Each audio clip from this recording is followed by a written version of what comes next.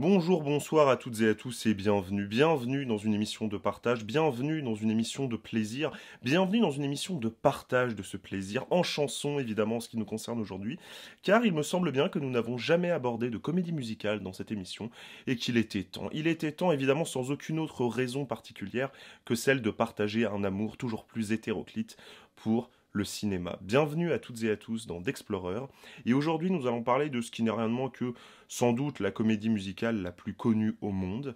Mesdames et messieurs, 1952, Gene Kelly, Chantons sous la pluie.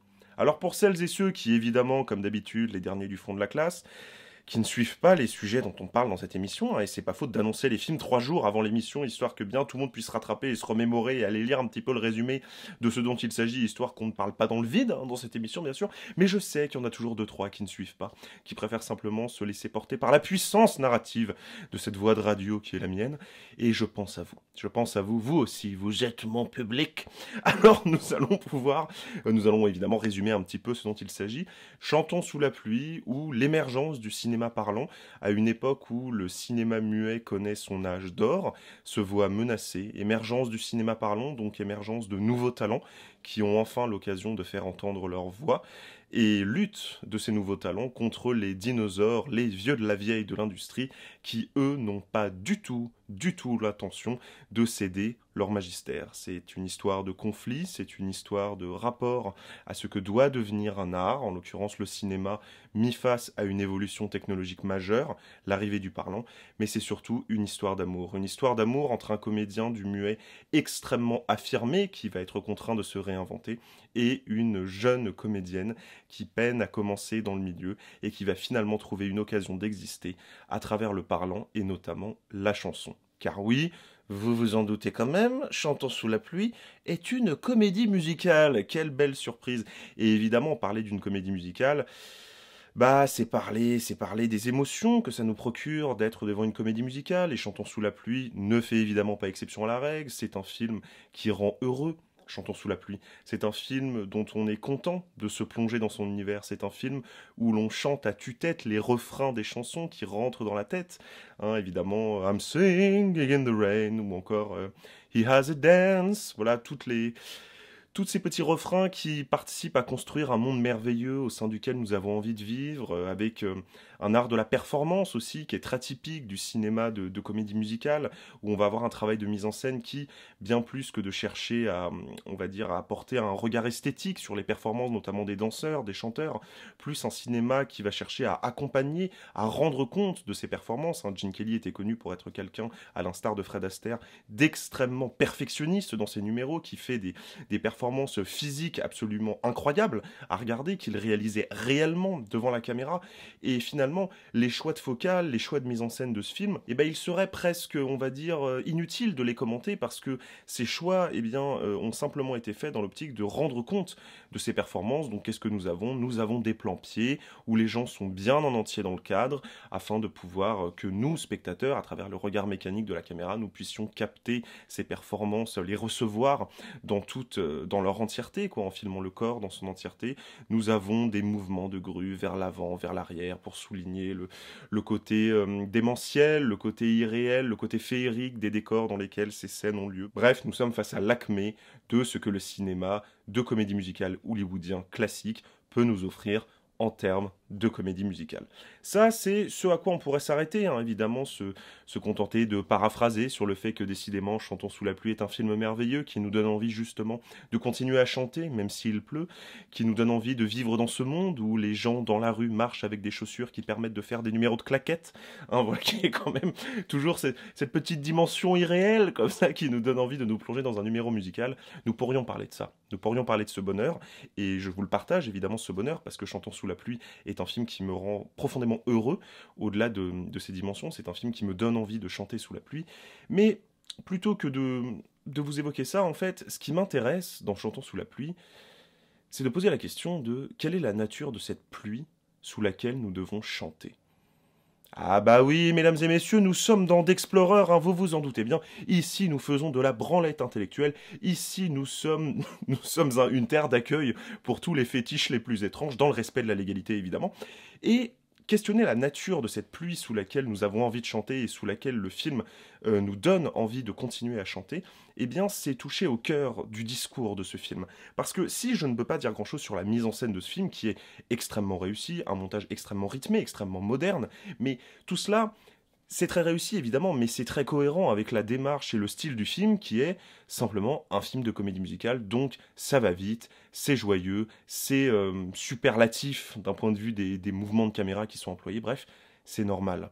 Par contre, interroger le discours de ce film, et Dieu sait qu'il y a un discours dans ce film, un discours assez acerbe d'ailleurs, eh ben, c'est parler de la vraie raison pour laquelle ce film, moi, me rend heureux, et peut-être vous, vous rend heureux aussi. La raison véritable au-delà des paillettes, justement. Parce que, sur bien des points, je pense qu'on peut dire que Chantons sous la pluie est un film qui interroge le monde au-delà des paillettes. C'est-à-dire que Chantons sous la pluie, moi, c'est tout ce que j'aime dans le cinéma. C'est pas simplement un film bien fait, bien réalisé, complètement légendaire dans les scènes qu'il propose, qui sont extrêmement cultes, les chansons, etc. C'est d'abord un film réflexif sur son propre médium. C'est un film de mise en abîme sur ce qu'est le cinéma, mais au-delà de ça, c'est un film qui se demande ce que ça veut dire que d'être un film, qui se demande ce que ça veut dire que d'être un objet de cinéma, qui nous force, qui nous pousse à nous poser la question, nous spectateurs, de la nature de ce que nous sommes en train de regarder. Et vous le savez, moi, les films réflexifs, qui réfléchissent sur leur propre nature d'objets cinématographiques, d'objets artistiques, c'est ce que je préfère au cinéma. Et j'aime cette thématique autant dans Chantons sous la pluie, que, pour citer un film vraiment complètement différent et qui est sorti 60 ans après, que dans Holly Motors de Léos Carax. Voilà. Deux films, deux façons complètement différentes d'aborder cette question, mais deux discours qui se tiennent sur la nature même de l'objet cinématographique. Et cette première nature, en tout cas la nature que choisit de mettre au centre de son discours Chantons sous la pluie, c'est évidemment la question du mensonge. Chantons sous la pluie peut être résumé, en tout cas je pense que c'est le cas, à un film sur le mensonge du cinéma, mais plus généralement sur le mensonge des histoires. Et ça apparaît dès le début du film, avec la première scène en fait, qui est une scène d'avant-première, dans laquelle le personnage de Gene Kelly, avec donc sa fausse compagne qui arrive sur le tapis rouge, ils viennent présenter le nouveau film muet dans lequel il joue. Et il y a une journaliste qui commente, qui nous narre un petit peu la relation de ces deux personnages, etc., pour le public. Nous avons donc le public qui est là, qui est observé, donc nous, spectateurs, nous sommes invités dans l'univers de ce film, nous sommes des regardants, et il y a des regardants dans ce film, des regardants qui pensent que les deux personnages sont en couple, c'est ce que dit la journaliste qui parle dans son micro, etc., sauf que l'on apprendra immédiatement après que cela est faux. Et cette posture de scénario qui apparaît dès le départ dans le film, pour moi, elle est vraiment l'introduction de tout un discours sur le fait que nous, spectateurs, nous gobons des histoires. Que Hollywood, ça n'est que des histoires, que ça n'est pas la réalité. Et que nous, ce que nous aimons au cinéma, en fait, peut-être à tort, peut-être à juste titre, parce que le cinéma est une fabrique à rêves, ce sont ces histoires, justement. Et l'objectif de ce film, l'objectif des personnages de ce film, c'est de nous montrer ce qu'il y a derrière cette légende, ce qu'il y a derrière cette mise en publicité de la vie des stars, et qui est une réalité qui n'est pas rose. Et cette question de la mise en publicité, elle est même très frontalement abordée dans le film lors d'une scène où nous assistons au tournage, alors que la technologie du cinéma parlant commence, nous assistons au tournage d'une séquence musicale. Donc nous sommes pris dans la séquence, etc. On dit, ah c'est bien, il y a des mouvements de caméra, on s'éclate, la comédie musicale des années 50, quoi. Les petits chapeaux, la petite canne, le petit tailleur, enfin bref, on voit très bien de quoi il s'agit. Et puis en fait, on se rend compte qu'il s'agit d'une publicité pour des fringues.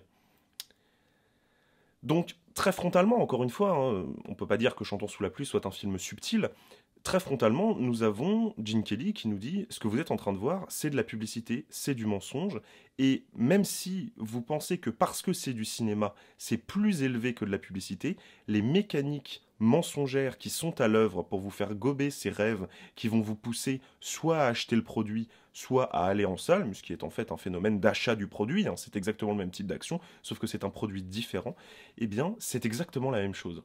C'est exactement la même chose, et nous, justement, nous sommes les acteurs, les petites mains de ce milieu-là, nous sommes malheureux de cette réalité.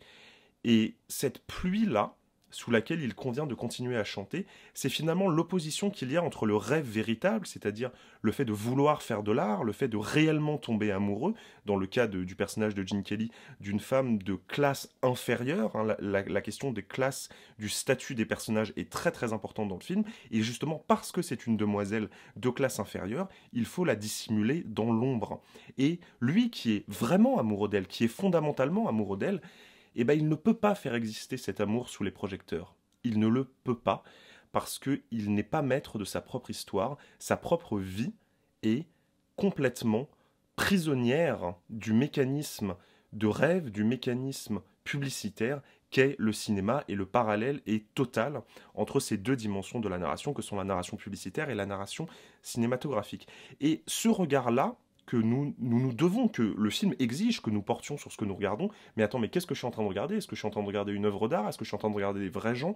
Est-ce que je suis en train de regarder quelque chose qu'on est en train de me vendre, en fait, tout simplement? Eh bien, ce regard, il est forcé du spectateur tout au long du film. Il y a énormément de regards caméra de la part des acteurs qui viennent nous interpeller, évidemment. Il y a la question du montage, qui très souvent dans le film, par le fait d'enchaîner un plan avec une voix off précédente, nous montre que c'est pas du tout ce qu'on pensait, et que justement le montage vient pour casser cette narration fausse et remettre sur le droit chemin la véritable histoire, non pas l'histoire avec un H majuscule qui est l'histoire publicitaire, mais les histoires avec un H minuscule. Et quelque part, au milieu de tout ça, avec l'arrivée du parlant, c'est évidemment la question de la révolution de la vérité qui apparaît, parce que la vérité dans ce film, très concrètement, et d'où l'usage du parlant, c'est la vérité, c'est ce que l'on peut dire.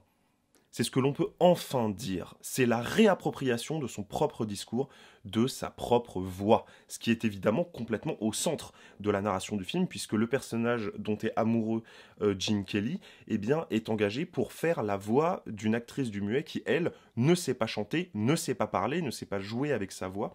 Et donc, nous allons construire le rêve avec une voix en nous la réappropriant. Et la question, justement, de lutter pour exister avec sa propre voix, elle est au cœur du film. Et cette question, évidemment, on a tout de suite envie d'employer le terme, et je pense qu'il convient de l'employer au vu de l'importance du statut social des personnages dans le film, même si ça reste discret, mais c'est quand même présent. C'est une dynamique de classe, et c'est un récit d'émancipation. Chantons sous la pluie, sur bien des points. Et cette émancipation, elle prend des visages assez multiples. Et moi, j'avoue avoir été beaucoup marqué par ça dans mon visionnage du film. D'abord, il y a la question de l'émancipation de l'artiste par rapport au milieu capitaliste qui veut s'approprier sa création. Il y a évidemment l'émancipation personnelle, hein, c'est-à-dire le fait que oui, j'ai quand même pas envie de vivre toute ma vie dans l'ombre d'une autre. Et il y a l'émancipation purement sociale. Parce que les femmes, dans ce film, et ça je trouve ça relativement rare pour être noté dans un film de cette période, sont des personnages extrêmement forts. Ce sont des personnages, en particulier le personnage féminin principal, qui ont des envies, qui se battent pour accomplir ces envies, pour les rendre réelles, et qui ne se laissent pas faire, en particulier vis-à-vis des hommes. Mais au-delà de la question de la femme, il y a évidemment la question de la condition de classe basse, puisque très concrètement, encore une fois, ce qui est montré dans le film, en tout cas lorsque le personnage est un personnage muet, c'est-à-dire avant qu'il ait la possibilité d'exprimer sa voix, il ne joue dans les films muets que des films d'aristocrates. Alors que justement, quand il va arriver au parlant, il va incarner un petit jeune qui veut monter à Broadway pour réussir son rêve. La mise en parallèle de la condition de classe dans le fait de se réapproprier sa propre voix, elle est centrale dans le film. Parce qu'évidemment, cette thématique du mensonge, elle est là pourquoi? Elle est là pour montrer que derrière le rêve, derrière le mensonge, eh bien, ce type de mensonge n'existe que pour camoufler une violence qui est bien réelle, que ce soit une violence personnelle, une violence de classe, une violence sociale ou encore une violence capitalistique. Et là, la meilleure façon de le voir, c'est nous avons une scène très concrètement où le personnage de Gene Kelly tourne une scène en muet et donc il peut raconter n'importe quoi, de toute façon, il n'y a pas de captation de son. Et nous avons deux personnages qui sont en train de jouer une scène qui est supposée être une scène d'amour, mais qui, en parlant entre eux pendant le tournage de la scène, en réalité, s'insultent. Le cinéma est une fabrique à rêves, le cinéma ne dit pas la réalité, et nous, parce que nous prenons le parti de nous émanciper, de retrouver notre propre voix, eh bien, à travers ce film, nous allons la dire, cette réalité. Et cette réalité, la dire, c'est évidemment la chanter envers et contre tout, envers tous les obstacles qui vont s'imposer sur nous. C'est-à-dire que moi, la façon dont je vois justement cette pluie sous laquelle il faut continuer de chanter, c'est une façon de nous dire continuez de lutter, parce qu'à la fin, nous allons finir par réussir à être libre. Et évidemment, comme c'est un film hollywoodien, que c'est un film de Gene Kelly, etc., ça se termine bien. Mais tout cela fait que, pour moi, Chantons sous la pluie, en fait, est un film qui rend heureux, et qui rend heureux justement parce qu'il nous dit, ouais, ok, c'est dur de se battre, ouais, ok, les gens talentueux, c'est pas forcément ceux qui sont en haut de l'affiche, mais continuer à se battre, continuer à dire la vérité, à dire sa vérité, à se battre pour se réapproprier sa voix, c'est tout ce qui compte. Parce que c'est ça qui rend heureux, c'est le combat pour être soi-même, en tant qu'artiste, en tant que femme, ou plus généralement, en tant qu'être humain. Moi, en tout cas, c'est l'enseignement que je tire de Chantons sous la pluie, au-delà du rêve, au-delà de la magie, au-delà de la performance. Et cette idée, en fait, qu'il faut dévoiler le faux à travers le fait que c'est un film sur le cinéma, sur le milieu du cinéma, dont les personnages sont sur des plateaux de cinéma en permanence, eh bien, dévoiler ce faux, c'est pouvoir dire le vrai. C'est pouvoir dire le vrai et c'est la seule chose qui compte. Se battre pour dire sa vérité. Et je pense que c'est une très très belle leçon que l'on peut tirer du film, au-delà du plaisir et de la drôlerie et de la performance qu'il a à nous offrir. C'est un film que je trouve très dense et qui a un message extrêmement beau et qui fait que c'est un film en fait que je regarde très très souvent lorsque ça va pas. Parce que c'est un film qui, fondamentalement, profondément, pour tout un tas de raisons, rend heureux. Et en cette période un peu morose, je ne peux que vous inviter à découvrir ou à redécouvrir Chantons sous la pluie. Voilà, c'est ce que j'avais à vous dire sur ce film, sur ce film extrêmement culte évidemment, de l'histoire du cinéma. J'espère avoir donné envie à celles et ceux qui ne l'ont pas vu de foncer le découvrir parce que vraiment c'est une merveille, Chantons sous la pluie. Je remercie celles et ceux d'entre vous qui me soutiennent sur mon compte Patreon, merci beaucoup. Votre argent est réinjecté dans des projets, là je vais tourner mon court-métrage Règne très bientôt. Vous pouvez me suivre sur mes comptes Twitter et Instagram @dexelecinéma pour qu'on continue à discuter de films, de séries, bref, de l'art le plus merveilleux du monde. Merci d'avoir écouté cette émission et je vous dis à très vite. Salut tout le monde.